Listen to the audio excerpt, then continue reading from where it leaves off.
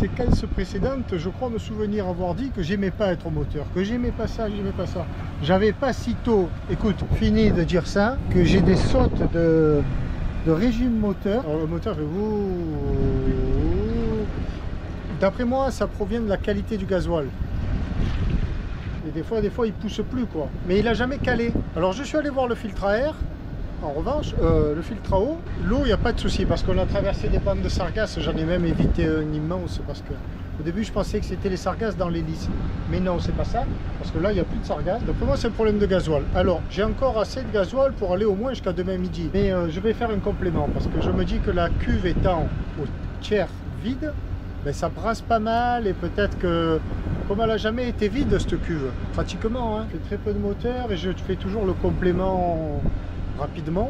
Je vais transvaser un bidon de gasoil de 25 litres pour faire un complément et voir si ça permet de stopper ces sautes de régime moteur. Allez, c'est parti.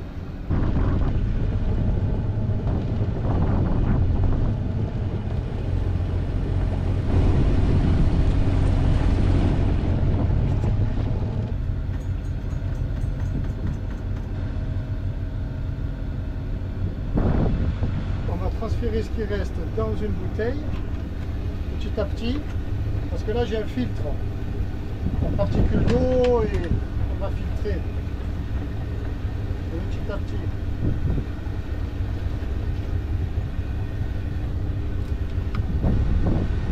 Bon, ben là les nouvelles ne sont pas bonnes. Hop, hop, hop, hop, hop. Tu veux garder le moral toi? Le moteur qui broute. Bon là j'ai envoyé le génois parce qu'on a un tout petit peu d'air et que maintenant il faut vraiment faire des économies de carburant. Ce bidon là il est pas bon, il est plein d'eau. Le carburant n'est pas utilisable. Heureusement j'ai ce petit filtre noir là, mais heureusement. Et lui c'est bouché parce que lui il filtre l'eau. Il s'est bouché et après on le voit bien hein, que... Alors comment ça se fait? Eh bien, positionné là où étaient les bidons, eh bien, un jour l'écoute de génois m'a dévissé le bouchon et je ne sais pas combien de temps après je m'en suis rendu compte et avec l'humidité qu'il y a ici et la pluie surtout, ça se trouve il a plu là-dedans. Bon j'ai quand même essayé de le mettre parce que je me suis dit il faut le jouer hein. Et voilà quoi, ça l'a pas fait. On va remettre un peu de régime moteur quand même. C'est d'avancer sur voile. Non, il faut que j'économise je dis. Non, on va arrêter hein. On va essayer de faire un peu de voile là, tant que c'est possible. Allez, on arrête. Aïe, aïe, aïe, aïe. On a partout du gasoil en plus. On avait bien commencé, et après ça virait à la catastrophe. Il va falloir refaire les calculs. J'avais pour 180 000 d'autonomie avec ces deux réservoirs. Là j'ai donc 20, j'avais compté 22 litres. 22 litres en moins, 22 litres c'est 10 heures quand même, 10 heures de moteur, hein, 4. On va faire de la voile. Oh, cette nuit je crois que je vais dormir encore à l'arrêt complet. Là il y a 7 nœuds, on marche à 2 nœuds neufs. J'ai bien sûr affalé la grand voile et je l'ai même fermé, mise dans le sac que j'ai fermé pour le soleil, parce que le soleil est tellement fort l'après-midi, pour les coutures, quoi, pour la voile. Et là, est-ce que je rehisse la grand voile? Est-ce que ça va durer? Est-ce que... Bon, on marche à 2 nœuds. Bon. Allez, on va garder le moral, la vie est belle. On va y arriver, on va y arriver.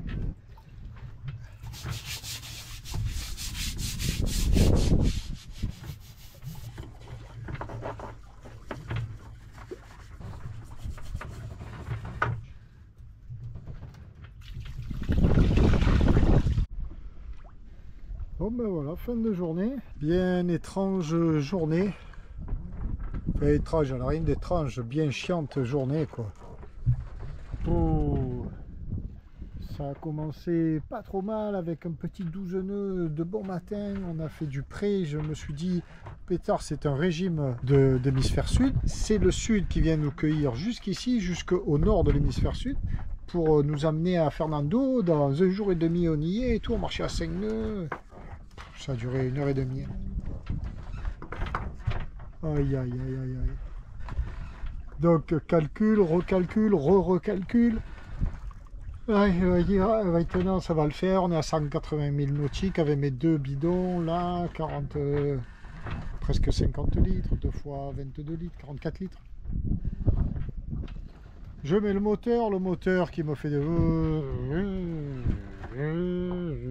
Ça me plaît pas ça. Bon, ça c'est du carburant quoi. Donc je ferai une bonne révision une fois à Salvador. À Fernando c'est pas sûr parce que Fernando c'est sur bouée, c'est très cher. L'objectif c'est de visiter parce que c'est magnifique paraît-il. Voilà, c'est l'objectif, visiter et surtout faire le complément de carburant. Et après il y a encore 5 jours de mer pour aller à Salvador. Bon, ça, on prendra bien la météo avant de partir, évidemment. Puis à Salvador, là-bas, là oui, je ferai une révision du moteur, la révision du filtre, le décanteur, et le purger, changer le filtre à gasoil. Bon, le filtre à huile, je l'avais fait je l'avais fait au Lamine Lodge. Pas de ce côté-là que ça, j'avais vérifié l'huile, tout ça. Et c'est surtout le gasoil qu'il faut surveiller, le circuit gasoil. Et ça marche encore, ça tourne, mais... Bon Dieu, aujourd'hui, la charge mentale est lourde. Bonne nuit. Oh non, cette nuit, pas de moteur. Cette nuit, on reste comme ça. Là, il y a le génois, il y a un petit souffle d'air. Il ne sert pas à grand chose, mais on fait du nœud et des poussières. Mais cette nuit, non, on reste comme ça. La mer est belle en plus. Je vais bien dormir, je vais en profiter. Si je mets le moteur, il va falloir que je surveille. Parce que quand il fait une différence comme ça, là, de régime, il faut venir ici, couper le régime, attendre que ça passe. Il n'a jamais calé. Je vais pas faire ça toute la nuit, non. Détente la nuit, dodo. On verra demain. Jour 16, enfin nuit 16, nuit 15 au 16, 5h30 du mat. Ben voilà, on faisait le bouchon, je dormais bien jusqu'à ce que tous les bruits me réveillent. Ça devenait très compliqué. Faire le bouchon en plein océan, c'est compliqué parce que il y a toujours de la houle et tout ça. Donc je me suis levé, là aux surprises, je constate un petit sineux. Et voilà, vite, je déroule le génois, ça le fait pas trop et je hisse la grande voile que j'avais. Donc, enfin, bref. Et là, là on avance. On doit faire du 2 nœuds. Que dis-je? 3 nœuds 6, 2 nœuds 8, 3 nœuds 4 et il y a 7 nœuds devant, 7-8 nœuds devant vrai. Croise les doigts que ça tienne un peu. Alors là, derrière nous, c'est étrange. Enfin, c'est étrange. Il y a un bateau. Alors on dit un bâtiment parce que je ne sais pas ce que c'est. Qui nous rattrape. C'est un gros bateau. Il y a 2 feux blancs en hauteur et son feu tribord. Donc c'est qu'il nous rattrape et qu'il devrait passer sur notre tribord. Mais il est vraiment dans notre axe. Alors, bon, je le répète, j'ai un AIS sur ma VHF. Donc quand de visu je vois un bateau comme ça, un bâtiment, là ça ressemble à un yacht.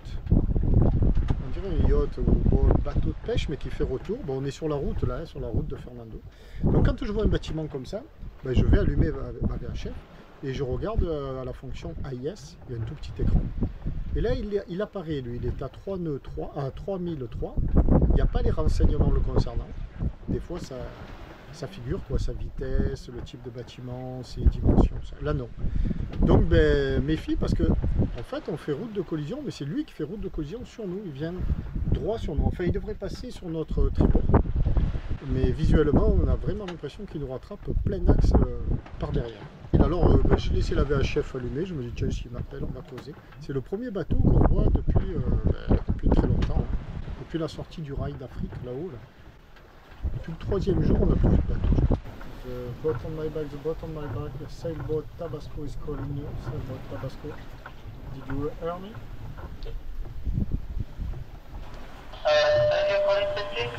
Yes, I'm Tabasco. I'm the sailboat on your front. Did you see me? Yes, I will already turning course on starboard side. Can you repeat? English. Okay, you pass on my side. You pass on my side. Okay. Yes. I already auto course to my starboard side and then pass your side. Ok, thank you sir. Il est drôlement gros parce qu'il me vient droit. Enfin non, il ne vient pas droit dessus, mais il passe pas loin. Là il dévie sa route, mais il est vraiment pas loin. Je vais aller voir à combien il est. C'est un gros, ouais, c'est ce qu'on appelle les pétroliers là, parce qu'ils transportent comme ça. Voilà, le petit vent se maintient, c'est juste génial. Oh ben non, il est même à 9 nœuds là. On marche à 3, 6, 4. Et donc le gros bateau, on voit les lumières à l'image, il passe à 0,4 milles nautiques, à moins d'un demi-mille. C'est impressionnant. Moi j'ai préféré l'appeler par sécurité. Si j'avais attendu 3 minutes de plus, ben, j'aurais eu l'assurance qui m'évite, mais bon, ça coûte rien de l'appeler. Hein. Là je suis serein. On entend bien les machines, hein. Effectivement. Il est juste là, quoi. C'est impressionnant. Ça veut dire aussi qu'il faut faire attention que nous sommes donc revenus sur une route utilisée par les gros bateaux.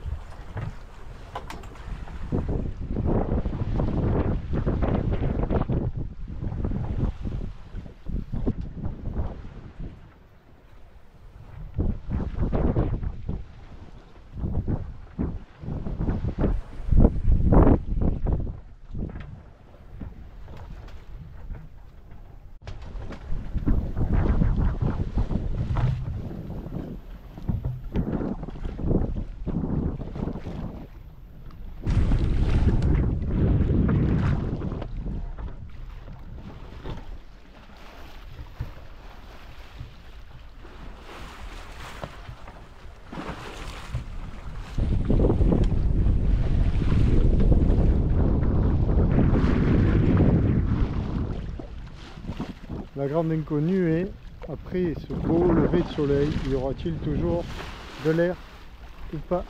Ça, normalement, il est prévu pétole, aujourd'hui encore, jusqu'à demain. Pourquoi les prévisions ne seraient-elles pas un petit peu fausses aussi, hein? Pourquoi il n'y aurait pas un petit 10 nœuds de vent toute la journée? Direction Brazil.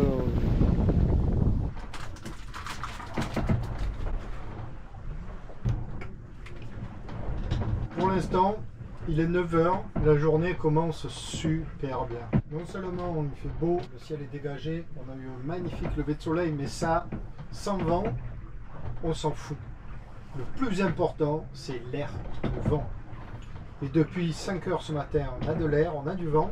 Et ce si beau moment de la journée, le lever de soleil, est une heure fatidique parce que soit après, le vent se maintient, voire se renforce un chouïa, dans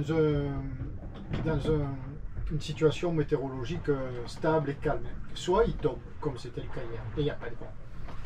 Et là, pour l'instant, et ça se maintient bien plutôt.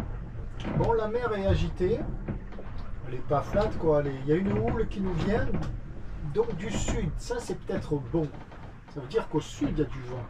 Je pense qu'elle vient du sud, la houle. C'est dur à définir quand même. Et on ne demande pas grand chose, on demande 7 à 10 nœuds, c'est le top, le top, le top. On n'entend pas grincer le gréement, il n'y a rien qui fait pas trop. Là ça commence bien. Après la journée galère d'hier, galère mentalement quoi. C'est sûr, il n'y a pas péril dans la demeure ou quoi, mais il n'y a plus de vent. Tu te dis, bon allez, maintenant j'ai l'autonomie suffisante avec mes bidons de réserve, je peux mettre un peu de moteur parce que sur place c'est plus possible, hein, ça fait trop de ballant. Tu mets le moteur et puis dans un premier temps, ben, le moteur il tousse quoi, il s'étouffe un peu, tu dis non c'est pas possible, maintenant j'ai des ennuis de moteur, bon, il ne cale pas, c'est déjà ça. Et puis tu te dis c'est peut-être parce que la qualité du gasoil dans le réservoir, on est un petit peu, on n'était pas en fond de cuve, il restait 60 litres. C'est le milieu de cuve sur 130. Hein. Ouais, tu dis ça sert à rien d'attendre, je mets mon complément de gasoil, je mets un bidon de 25 litres, ça se passe bien. Et quand je mets le second bidon, heureusement que j'ai le petit filtre anti-eau, filtre à eau plutôt, dans le diesel, il se bouche parce qu'il y avait plus d'eau que le diesel. Sinon je me tais tout sans m'en rendre compte. Hein. Bon donc ben, ça c'est une journée de doute, de questionnement, tu en as un peu ras-le-bol dans ces moments-là. Puis ça arrive à la fin de la transat, alors si c'était un vent comme ça permanent, mais c'est pas grave qu'on soit à la fin de la transat, j'ai même pas envie d'arriver, quoi. C'est bon, on avance, on est sous voile. Mais quand il t'arrive que des soucis, tu te dis, wow, maintenant j'en ai marre, il faut arriver. Ouais, voilà. Ça ressemble à une injustice de ne pas avoir 10 nœuds de vent, alors que c'est normal quand même sur l'océan. 10 nœuds de vent, c'est rien, hein, c'est un souffle d'air. Mais nous, ça nous suffit. Il reste 142 000 pour arriver à destination. Et on a passé l'équateur que depuis 120 000. Hier, c'est désespérant. On a fait 53 000 nautiques en 24 heures. Et c'est rien. Quand il n'y a pas de vent, tu n'avances pas. Là, on est sur le jour 16. Si on avait eu un vent à 10 nœuds, on arrive à faire une moyenne de 4,5, on serait déjà arrivé. On peut gagner 3 jours sur une distance comme ça. Et là, on va mettre 18 jours, où on aurait pu en mettre que 13, facile. Non, ça fait 5 jours de gagner. Bon, allez, c'est l'heure du petit-déj. Il faut surtout se décharger mentalement de toutes ces questions-là qui te rongent, Step by step, et il faut positiver au maximum. Ce moteur, si on n'a plus à s'en servir, tout va bien, et on verra en arrivant ce qu'il avait, Voilà. Et il fonctionne, hein, on ne va pas non plus traumatiser. Et pour le gasoil, chaque 1000 nautiques gagnés, ben, c'est une consommation de moins de gasoil, donc ça nous augmente les réserves au cas où. Mais si le vent ne tombe pas, et c'est ce que j'espère, on peut arriver avec nous actuels, on a quoi, 180 litres de gasoil. Ouais, 80 litres. 80 litres, ça fait 40, 4 x 4, 7, c'est 160 000. Voilà, 160 000 d'autonomie. On pourrait y aller, hein, rien qu'avec ça. Mais avec ce moteur qui tout saute ou quoi, et puis non, pas de moteur, laisse tomber, ok. Bien, écoute.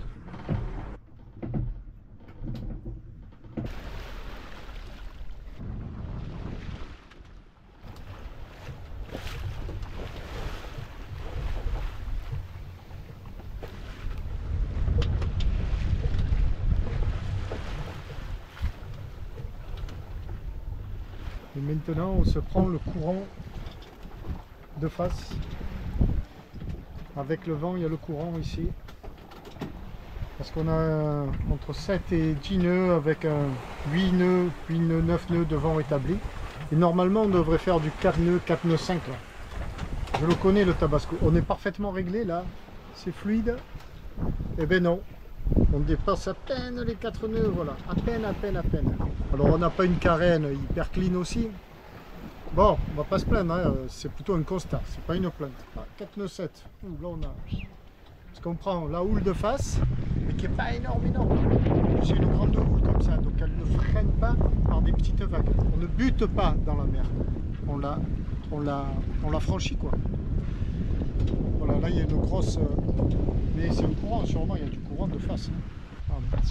Là on monte. On va pas bien voir ça à l'image, mais bon, on avance avec du vent et peu importe la vitesse. On fait de la route. Et c'est beau, belle ambiance. Je vais aller m'occuper du décanteur à gasoil. Je viens d'aller le regarder. Et dans le fond, il y a beaucoup d'eau. Donc, je vais faire une petite vidange. Je vais profiter de la quiétude là. On est bien calé à la voile et la mer est pas... Ça ne boulegue pas. Ça va le faire. Pouvoir faire ça dans un confort relatif. C'est là-bas dessous que ça se passe, la trappe. Donc il faut que je vide ici, là. Alors le décanteur, eh bien, c'est là. Et il suffit de dévisser ici. On a un réservoir. Et puis on va dévisser. Normalement ça se dévisse à la main, si je n'ai pas serré comme un bourrin. Bon, c'est venu à la main, j'ai dévissé, mais j'ai vachement dévissé. Et ça goûte, simplement. Est-ce qu'il se dévisse complètement? Ouais. Ah ben oui. C'est bouché. Tu te rends compte, toi? Malheur. Ouais, normalement ça doit bien couler. Bon, je vais aller attaquer. Je vais le remettre. Je vais aller chercher le petit tournevis pour voir ce que je peux faire. Ouais, il fait chaud. Bon, on va attaquer. Avec ça, je vais essayer de l'enfoncer dans le... Enfin, je vais, oui. Ou alors après, j'ai le tournevis ou le petit ça ou ça pour aller par-dessus, pousser. On va voir ce que j'arrive à faire. Mais bon, il faut le déboucher. Bon, là, ça coule. Enfin, ça goûte. On le voit goûter. Comme j'ai installé une pompinette là pour le réamorçage, ça marche aussi pour la vidange. On le voit là. Là, j'appuie sur la pompe. Hop, ça coule. Ça, c'est pratique. Très pratique.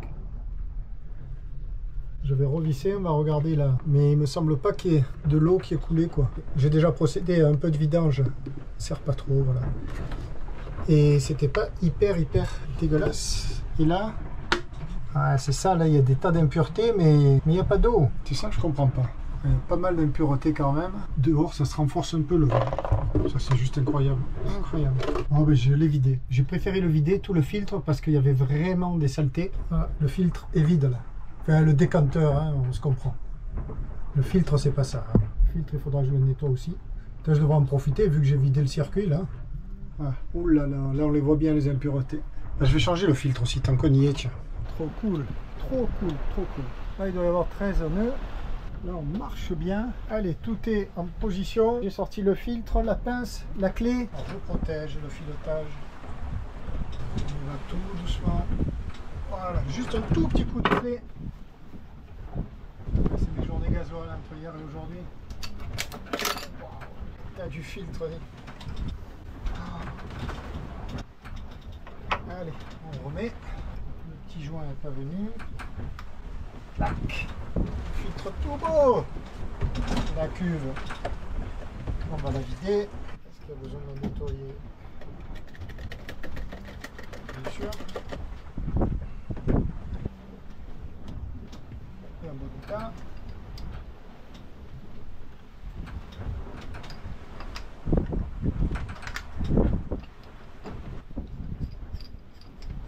Voilà.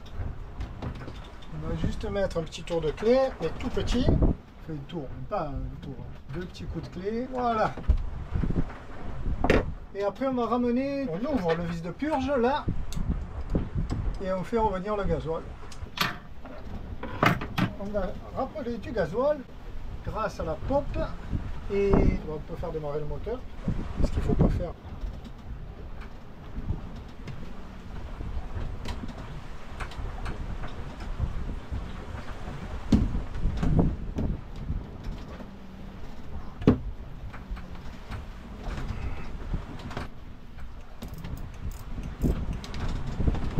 Voilà, eh ben, c'est fini. Ouh, papa, papa, yes. Voilà, vidange du décanteur gasoil et changement du filtre sous voile, en plein océan. Allez, là, il va bien marcher. Bon, un peu du gasoil partout, mais le gasoil est volatile, il sèche. Il sent, mais il sèche. Les chiffons, on va les sortir.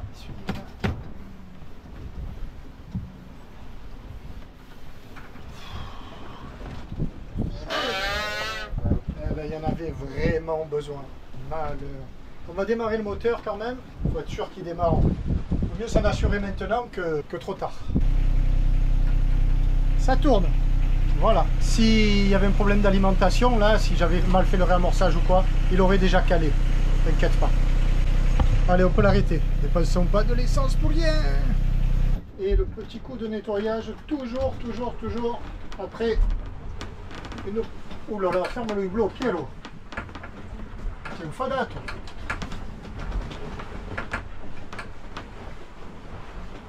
Voilà. Pour les traces de gasoil à l'intérieur. Allez, Chin. Celui-là, je l'ai bien mérité. Je viens d'aller voir le décanteur. Il y a encore des salissures, mais énormes dedans, énormes. Le gasoil est pourri. C'était le fond de cuve, c'est le fond de cuve qui remonte là. Aïe aïe aïe aïe aïe aïe aïe, c'est tombé d'un coup. J'étais à l'intérieur et je l'ai senti, mais le bateau s'arrête quoi. Et là alors, il est 17h30 et voilà. Donc le vent carrément a chuté il était à 12-13 nœuds et là il est à 6 nœuds. C'est comme si quelqu'un avait coupé le ventilateur, mais carrément quoi. Ça soufflait, oh, c'était soutenu, on sentait le tabasco qui accélérait comme ça sur les risées qui butaient dans les vagues. Et là, boum, d'un coup, arrêt du feu. Allez, s'il te plaît, ne nous abandonne pas, encore un peu d'énergie là, allez. Ne nous abandonne pas. Bon, si tu veux, reste à 7-8 nœuds. Là, Yacine, qu'on avance quand même, qu'on soit quand même en mouvement. Ne nous laisse pas tomber. Qu'on reste en mouvement, qu'on avance un peu, même à 2 nœuds et demi, mais qu'on avance, qu'on soit pas scotché, s'il te plaît. Et hall d'Atlantique Sud. Accueille bien Tabasco et Pielo, s'il te plaît. Sois magnifique comme tu l'as été toute la journée depuis donc 5 heures ce matin. Et là il est 17 h, ça fait 12 heures que ça souffle magnifiquement. Je veux y croire, je veux y croire. Ça reblanchit un peu là. 5 minutes, hein, 10 minutes. Waouh, waouh, waouh, waouh, ça repart, ça repart. Yes. Oui, oui, oui, oui, oui. Hop, hop, hop, d'un coup là. Ah, aussi vite c'était tombé, aussi vite ça reprend. Parce que là je vois des petites perles blanches un peu partout devant nous. Ces perles, ce sont des petites vaguelettes blanches. Et ça déferle légèrement, c'est bon ça, il faut que ce soit comme ça. Quand tu vois ça, c'est qu'il y a du vent là-bas devant. C'est bon, c'est bon. Oh là là là là, on est tellement bien reparti là. 14 nœuds devant, 13 nœuds. L'objectif, là, tiens-le, ce petit 13-15 nœuds devant. Oh que c'est bon. Alors tout à l'heure, pendant que j'ai fait ma petite, mon petit changement de filtre et tout ça, je voulais le dire et puis ça m'est sorti de la tête. Tout cela n'a été possible que grâce à Régis. Alors Régis, merci mon ami. Et oui, c'est Régis qui, lorsqu'on était en Gambie, au Lamine Lodge, m'avait ramené de France, alors je ne le connaissais pas, hein, 2 filtres, parce que j'avais absolument besoin là de faire mes vidanges et mes changements de filtre. Je revenais de faire tout le fleuve Gambie, donc pas mal d'heures moteur, et j'avais juste oublié les filtres, enfin tu dois t'en souvenir de ça.